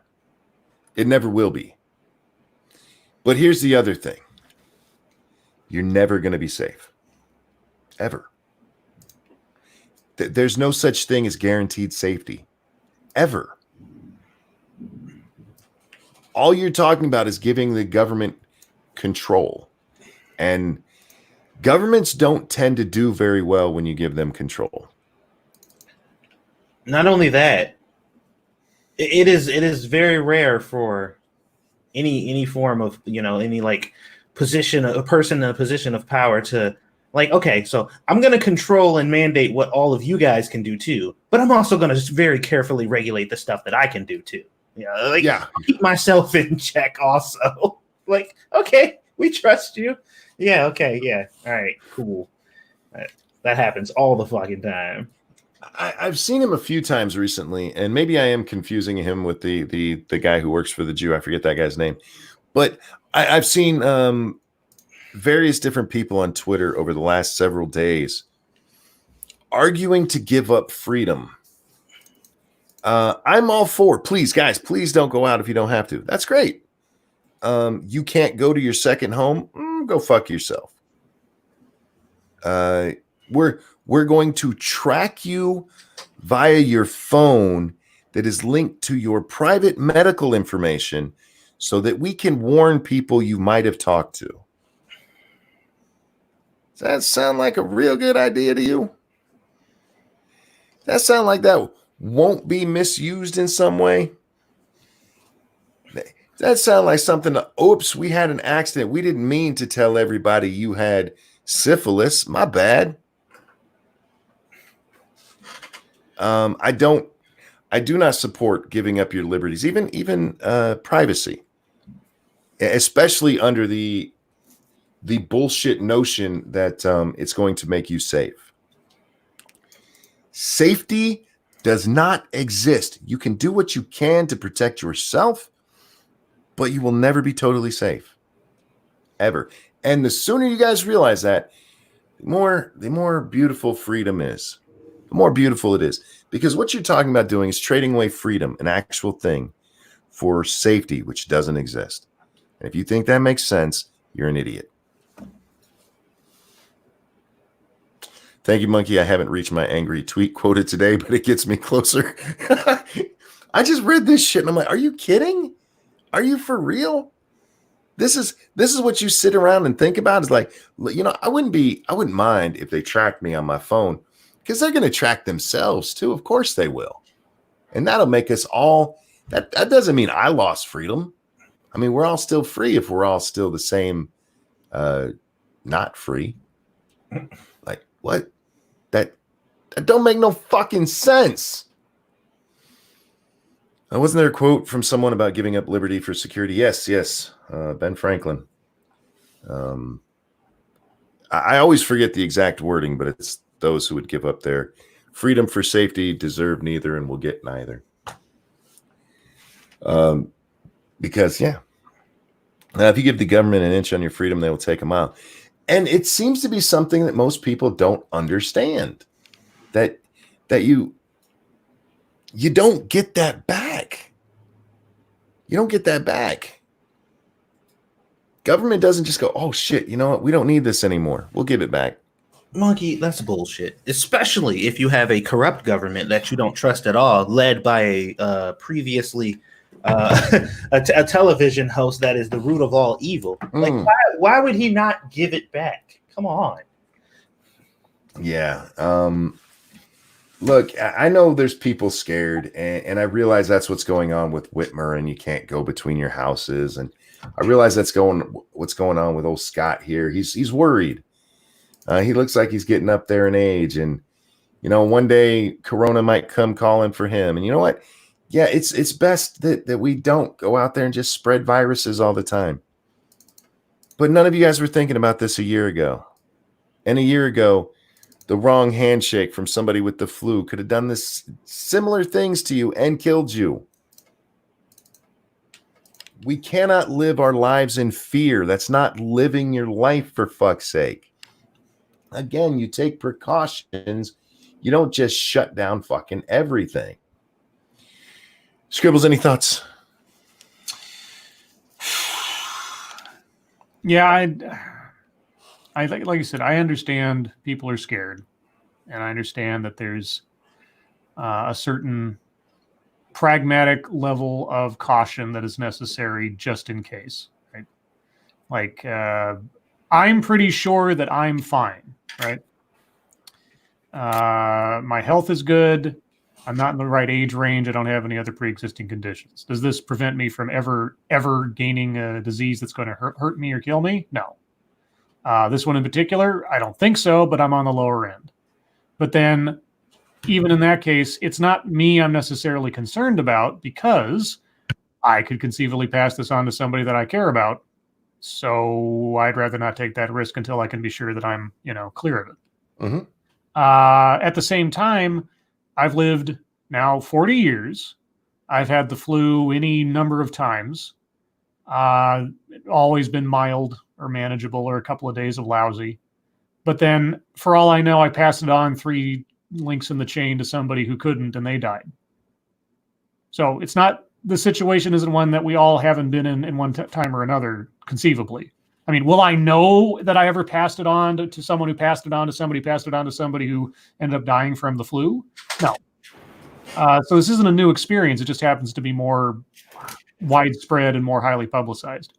Mm-hmm. Does that mean life has to fundamentally change forever and ever and ever because of this one instance? No, but the problem is it will. It already has. I mean, the economy's going to take a long time to recover. Even if the economy recovers, people's jobs and careers are already fucked over in a lot of cases. Some people have gone the extra step, freaking out so badly that they've done harm to themselves as a result of all this. And the things implemented now to deal with this situation are going to linger longer than I think we all could imagine, and it'll become the new normal, etc. So it's not a matter that I want to. I think it's unavoidable at this point, if you know what I mean. Yeah, I get you there. I said my piece on it, so yeah. I'm not trying to be depressing about it. I'm not trying to be realistic or anything. And I mean, I totally agree. We shouldn't. I shouldn't have to. I should be able to, once this is over with, once the all clear is sounded or the curve has been flattened reasonably or whatever the hell else, go back to exactly the way I was living before. Exactly as before, without fear, without anything else, etc. I have a feeling, though, that even if I want to, I'm not going to be allowed to in certain ways. And I won't have a whole lot of say in it. It'll just be kind of how things are.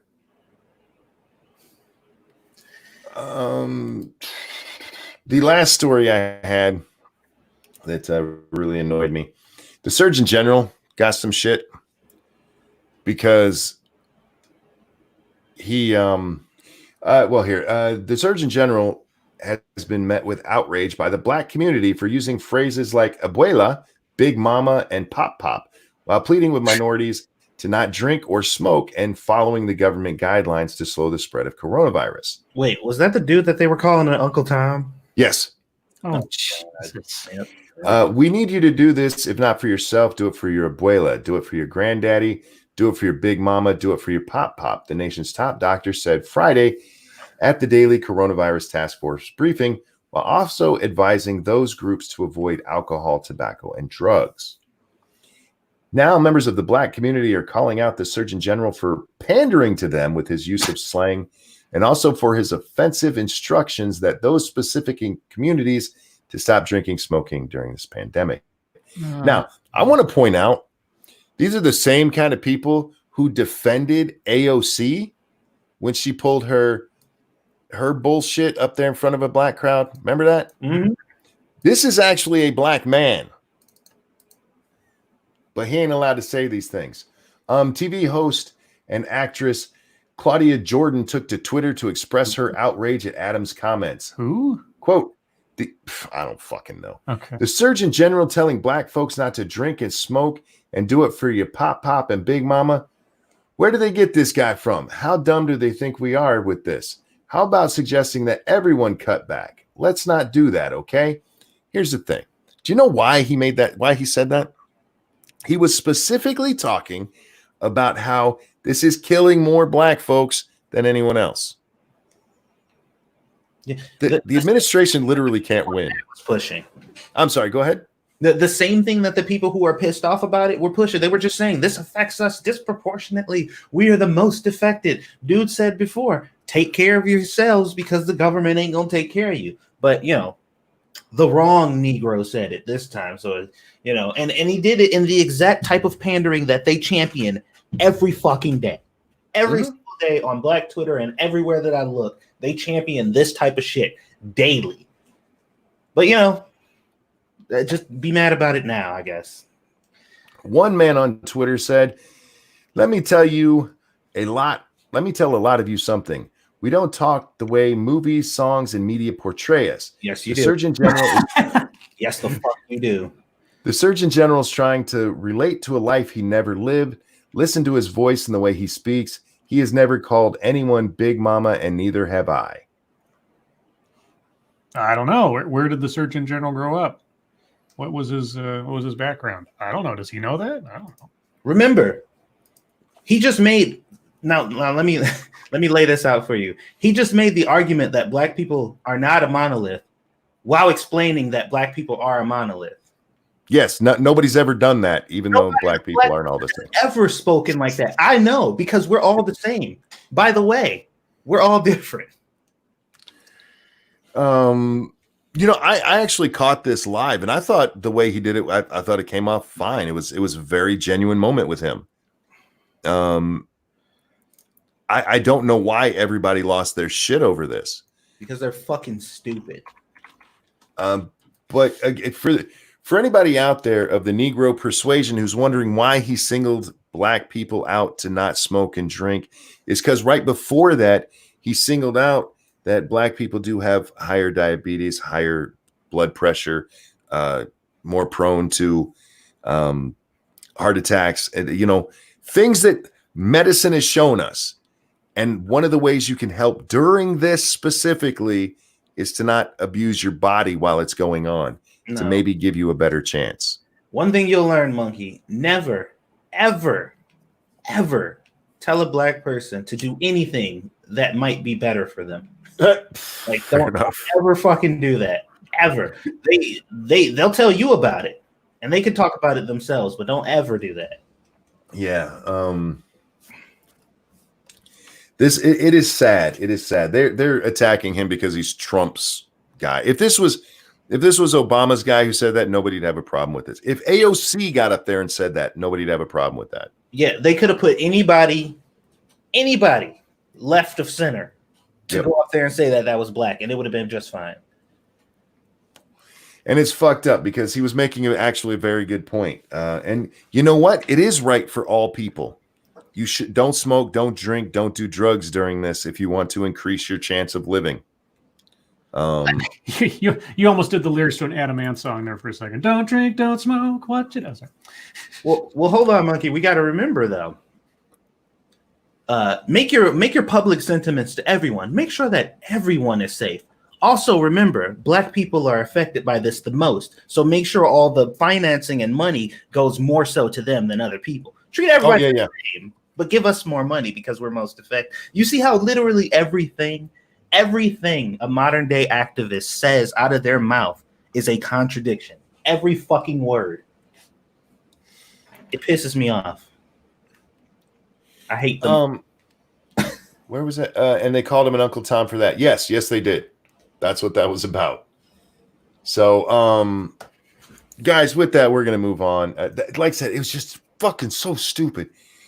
Questions, comments, concerns, throw them into the chat now. We'll do our very best to get to them. And I will do my best to not go off on too many tangents because we're We're late, guys. I'm sorry. I wanted to get that last one in because I almost forgot it. And I was just getting ready to close my Twitter when I'd scrolled and saw, like, oh yeah, I gotta talk about this stupid shit. Who did Biden pick for VP? I don't think it's been announced yet, has it? Not so far as I know. Let's hope it's Stacey Abrams. Oh, I don't think it's going to be Bucktooth. I keep saying Bucktooth even though it's Gaptooth. My bad. Why are there so many April babies? Because a lot of people fuck in the wintertime. The beginning of fall, people are getting cozy around the water.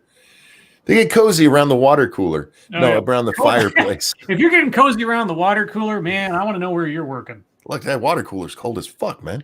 Damn. Also, what is the current death rate in the U.S. for Corona? It's about 3%. I think it's actually like between 2.5% and 3% of known cases.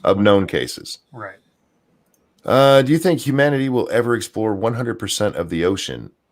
Eventually, sure. I mean, either physically or with scans, yeah. Lords of the Night. I don't get into Easter, but it's a weird one, hey? Yeah.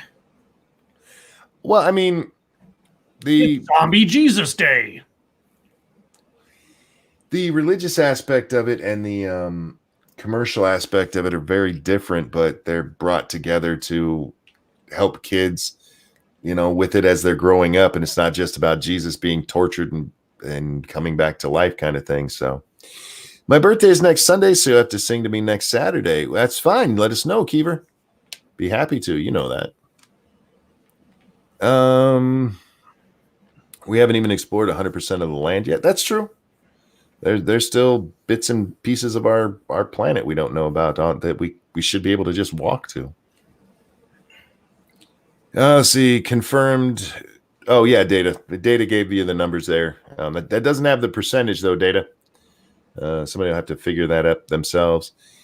We have our annual Easter dinner tomorrow. We're having a very small one. My daughter's not coming up, so. Oh Lords, cornflakes, corn pops, or children of the corn? Corn flakes. Flakes. With sugar on top. Children of the corn. Children of the corn. Malachi, Ezekiel. Yeah. Squishy was just watching Jesus Camp the other day. Oh, I own a copy of that. That is one freaky fucking movie. Yeah. Fucking demon kids. Do you think Atlantis realistically could have existed at one point? Oh, absolutely. Sure. Not only could it really realistically have, I would even say it probably realistically did. See, here's the deal. Atlantis was a place occupied by black people, and the white man took it away. They took it from us. Wait, isn't that where all those songs came from? Atlantis Morissette? Yeah, I think that's a different Atlantis. Oh, okay. You got it right. That was correct. Now, I don't think Atlantis exists quite as Plato described it. Right. I mean, you're talking about a long time ago, and even at that point, it was word of mouth of a civilization that had existed long ago. I mean, things get embellished. Lords of the Night, have you seen 10 Commandments starring Charlton Heston? No. Many, many, many years ago, yes. Jesus walks into an inn, placed 3 nails on the counter, and asks if they can put him up for the night. God damn it. Oh, my God. U.S. death rate is 3.8%. That didn't look like, I guess. I'd have to, like I said, I have to do the math myself. Finally got around to seeing Aquaman today. I thought it was so-so. What was your opinion? I still haven't watched it. Have not seen it. Reliable reviewers give it a meh to bleh. So that's about it. I've heard good things about it. I heard it was a lot of fun. That it's a decent action movie, and maybe that's just because people had their expectations so low for a fucking DC movie. But yeah, I've heard good things. I just have never gotten around to actually watching it. We will never fully explore our oceans because new ocean is constantly being created by volcanoes and stuff. Well, I mean, we can get to a point where we have a good idea.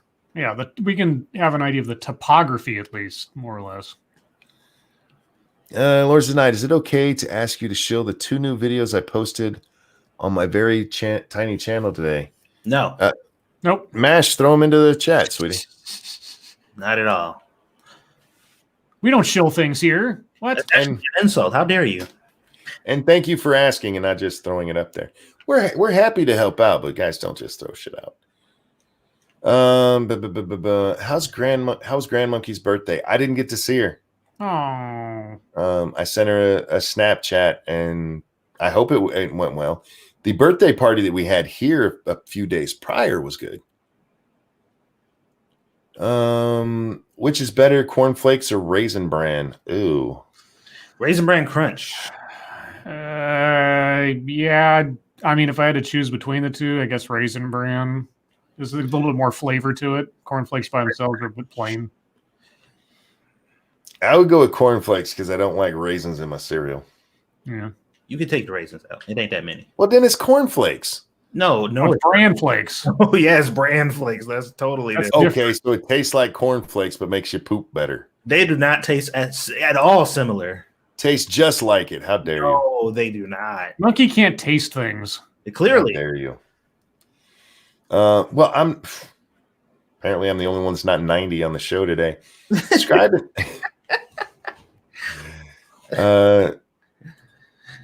What is that? Monkey, Scribe, and Satsu both say no. Play the no song. No, I don't have the no song. Anyone play Doom Eternal? I haven't. Probably won't. I've watched several people play it though. I just started watching a speed run, a 3-hour speed run, 100% completion on Ultra Nightmare. That guy's crazy, and his you know what his previous speed run, because he's done this a couple of times now. His first speed run on 100% Ultra Nightmare took him 5 hours. His latest one took him 3 hours and 30 minutes or something. Somehow he shaved off 2 some odd hours, and I'm just bewildered how these guys do this. And then that's without glitching through the walls and stuff. Well, yeah, that's what's been happening with Resident Evil 3. Like, I love when these games first come out or whatever, because I watch a lot of the runners, and you'll watch it. They'll beat the game first in 5-6 hours or whatever. Their next playthrough will be like 2 hours, and then it'll be 2:30, then one hour, and they just every time they just shave it down more and more and more. And I'm like, dude, these fuckers are insane. Well, what I'm more amazed by is that like that game's been out like what, a week or something, and already I'm getting because I guess YouTube thinks I want to see this. It's like, here's Resident Evil 3 with Jill in ultra teeny bikini. Oh yeah, that was like completely modeled and everything. It's like, and then there's like, here's one where it's like naughty Harley Quinn, and it's like these game models that I would be challenged to be told that it wasn't something that a professional put together, and they're already out there and out within a week of the game coming out. I'm boggled. FYI, those were out when the demo came out. Oh, they had time. Okay, I see. Ow. Yeah, so okay, on that shit during the demo. I see. All right, never mind. I don't know how these things work. I was just like, already? Would somebody just like hole up like 24/7 for 4 days and like make this model just when this game came out? Okay. Still, I guess Monkey and Satsu, y'all want a third person for Green Hell, or would 3 be too much? We had talked a little bit about maybe other people, but I don't know. Yeah, we still need to discuss it because we've had hit or miss situations when we add other people on. Not everybody likes to behave, and some people actively do shit that they know they shouldn't, and I'm just like, come on, man, like. So we will see. We'll see. Pyra says, next time you have Grand Monkey over, can we see her meet, or can we have her meet Squeetus? Do you think she's going to Satsu's house? No, like on stream. Oh, I mean, probably if Aaliyah's awake. When Little Butt isn't up that often anymore at the time that I stream. When she was here last, she was going to bed at like 7:30. Girl needs her sleep. So, any of you watched the Tiger King yet? Now that Trump has been asked if he'll pardon the guy. God, I've watched the series. Yes. Lady Monkey was watching it the other day, and it's the first time I've seen her watching something that I literally had. I was trying to watch it. No interest at all. Nothing about it pulled me in, and maybe you have to start from the beginning or something. I mean, it's like one long extended Jerry Springer documentary after a fashion. It's exceedingly tabloid. It's lots of twists and turns. If you can get interested in that sort of like cheap exploitation, I don't know, twist and turn kind of thing, it can be interesting. It was more interesting to me because one of the characters in it, well, I call it characters, one of the people involved, Rick Kirkham, he comes on there and he's like the first voice in the entire series that says, "Oh, you want to hear the whole story?" And when he first came on the camera, I thought, God, that guy looks familiar. And then I remembered he was the subject of his own documentary because he used to be an Inside Edition correspondent and like a news guy. And he completely fucked his own life. There's this documentary out there. If you go to snagfilms.com and look up TV Junkie, you can watch. He recorded his own like life on VHS for many years, and they compiled it all into this documentary about how he completely destroyed his own life. And you look at him on Tiger King, and I'm like, wow, he really hasn't advanced in the last 20 years. But it was amazing. I was like, oh my God, this story has so many different angles to it depending on which one of these individual characters you focus on. So that's kind of the interesting part of it to me. But overall, it's just tabloid exploitation. It really is. Might ask, Monkey, would you rather be a streetwalker, a shady info dealer, or a talking car? All of these in an 80s, 90s buddy cop movie. Would I rather? I'd rather be the talking car. Oh, okay. Like Automan or like My Mother the Car? Like Kit. Oh, that kind of car. Okay. He was cool, man. Yeah. Who's the better female artist, Joan Jett or Lita Ford? Joan Jett. Yeah, Joan Jett. Don't get me wrong, Lita, man, I'd have put my dick in her back in the day, but still. Jim says, Monkey won't play Doom Eternal. I'm shocked. What little enthusiasm I had for the game was killed when these guys keep talking about how much when you can beat a $60 game in 3 hours. Yeah, I'm not playing. That's speed running it though. Yeah, I don't care if you can beat a game in that time. Yeah. So what's the normal run? 6 hours? 8 hours? Nah. Something like that. $60? Fuck that. Is Final Fantasy 14 worth playing? absolutely. I've been playing it for like 6 years. So, I mean, I'm biased, of course, because I've been playing it for 6 years, but it's definitely worth it. I think it is. Monkey, what's the first thing you're going to do when the lockdown is lifted? Probably stay in my house. Yeah. I mean, maybe a stream about it. Like, hey, it's official, you guys. We're free. Now I'm still here sitting on my ass doing the same thing I've been doing for the last 4 years. For me, it's no different, you know. Now, you guys, once lockdown's over, anything special you're going to do? Well, I'm taking my sister out for a nice big breakfast because we haven't been able to hang out this whole time, and we're both going stir crazy, just in general. Mm-hmm. And other than that, yeah, I'm actually looking forward to walking to work again because that was part of my routine. I like getting out and getting my exercise and everything, and it's just yeah, and that can be something that you don't realize you miss, you know. Yep. Satsu, any plans for when the lockdown's done? Well, due to the information that I got about what's going on with my chest and all that good stuff, or whatever, I think it's time for me to stop fucking around and start actually working out. There you go. So I plan to get some of the necessary equipment I need for in-house, and there's some stuff that I can utilize. The complex that I have has resources and stuff that I could use and I'm going to try to make a habit to work out regularly, because that's what they were telling it. Like pretty much most of any issues that you may be having, or based on the stuff that you're telling us, is the fact that you're very inactive, based on your job and what you do.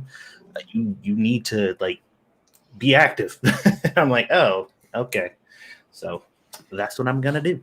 Yeah, I wasn't meaning to even answer that smart acidly. I mean, kind of a tongue-in-cheek joke there, but yeah, these guys are the ones to ask something like that because, I mean, this is just life for me. Lords of the Night, did you hear that the rumors that during Phase 4, Marvel plans to kill off the Hulk and replace him with She-Hulk? I hadn't heard that, but I wouldn't be surprised, I guess, because it's very difficult for them license-wise to make a standalone Hulk movie because of I think it's still Universal still owns the rights if they want to make a Incredible Hulk movie. They can use the Hulk as a side character, I think, without too much restriction. I don't know that they own those same rights to She-Hulk, so they could probably make a She-Hulk movie a lot easier than they can make a Hulk movie. I hope they don't actually kill him off. There's so many. Just have him go off somewhere. Yeah. Like they do in the comics.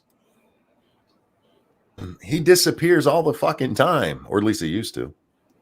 Goddamn chat. Sorry, guys, it jumped. I'm not yelling at you guys. I'm yelling at YouTube. Fix your shit. Where are we at? There was the Final Fantasy IV. There's the Hulk. There we go. Is Tiger King a more serious version of Lion King? No. Go sit in the corner. No. Oh, God damn it. I heard it was the Florida Man show. After a fashion, but I mean, Florida Man's usually like some one-off Looney Tune that does something crazy and their name doesn't really matter. All these people are very unique individuals who do very unique things. So maybe it's a collective Florida Man kind of thing, but yeah.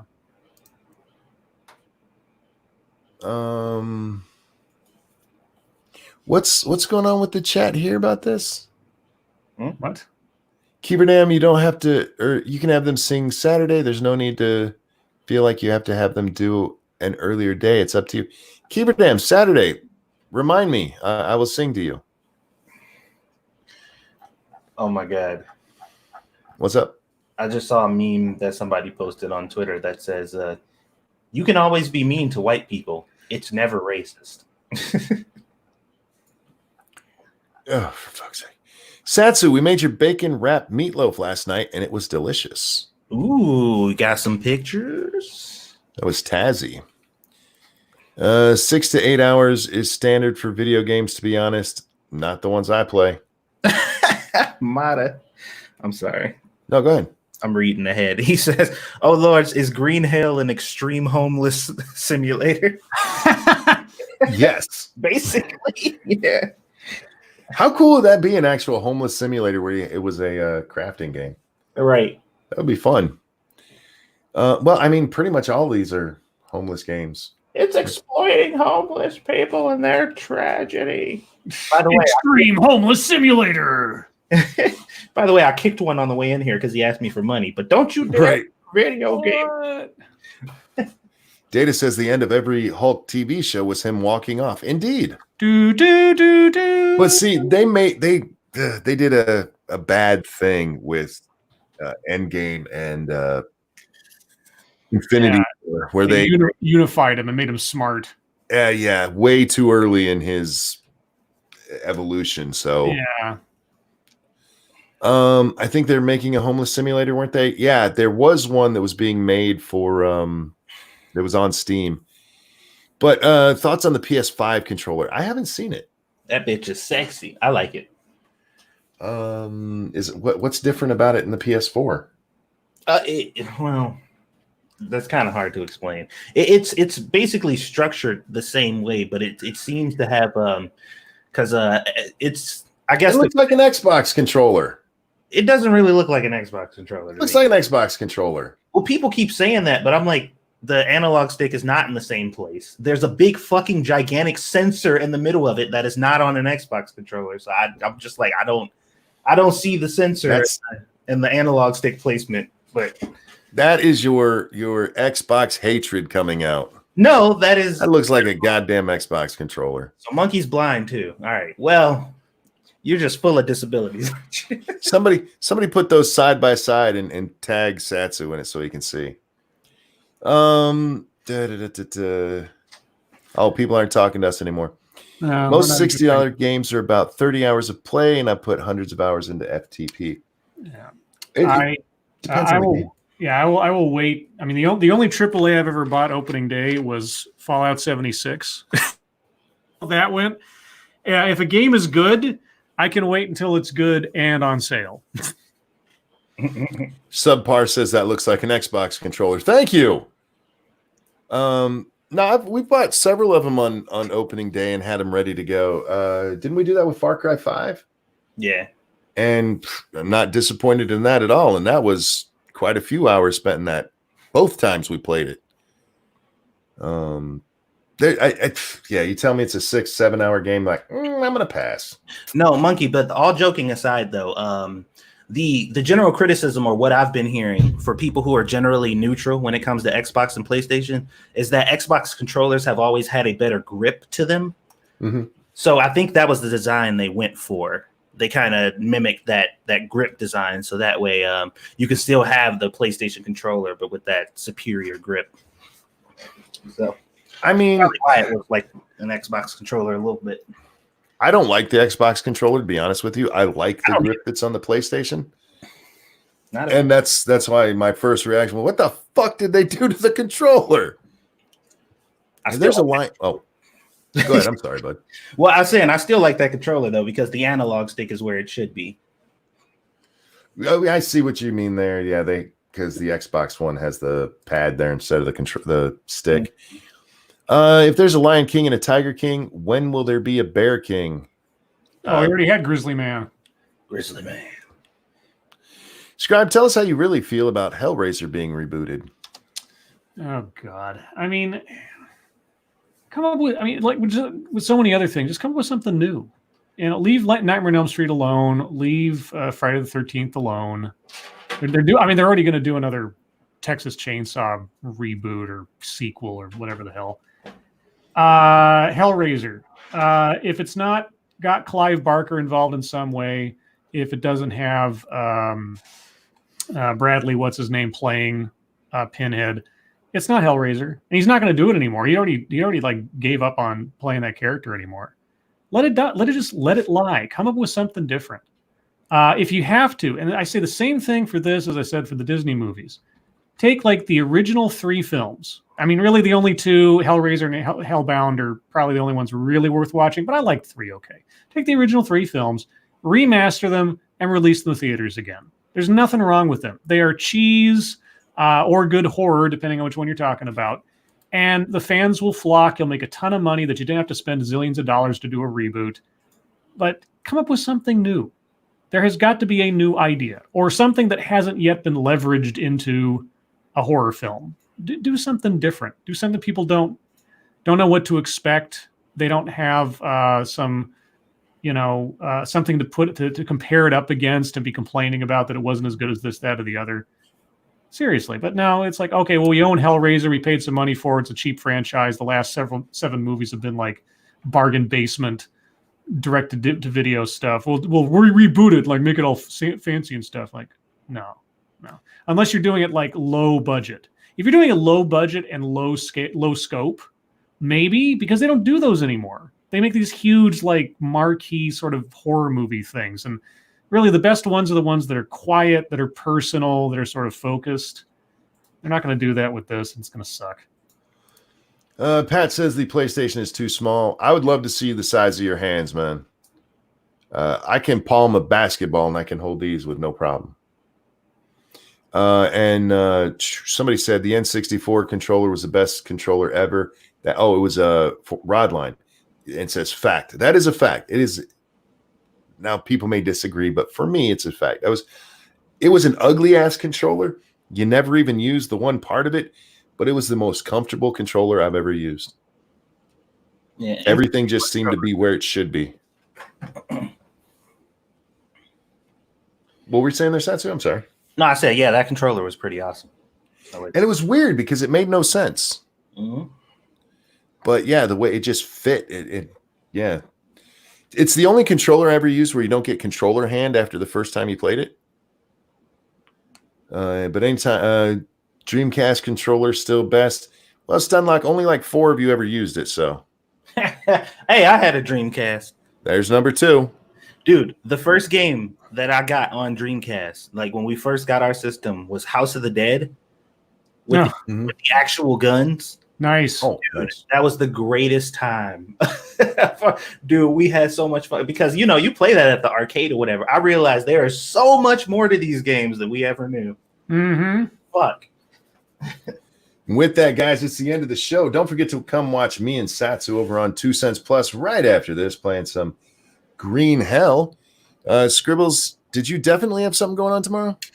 Well, I mean, the Scottish Gaelic thing is entirely up to Tailed, and I'll hear from him tomorrow. I don't usually hear from him until like a half hour before, depending on how he's doing. So more likely than not, it'll be tomorrow on his channel at 8 a.m. about Pacific time.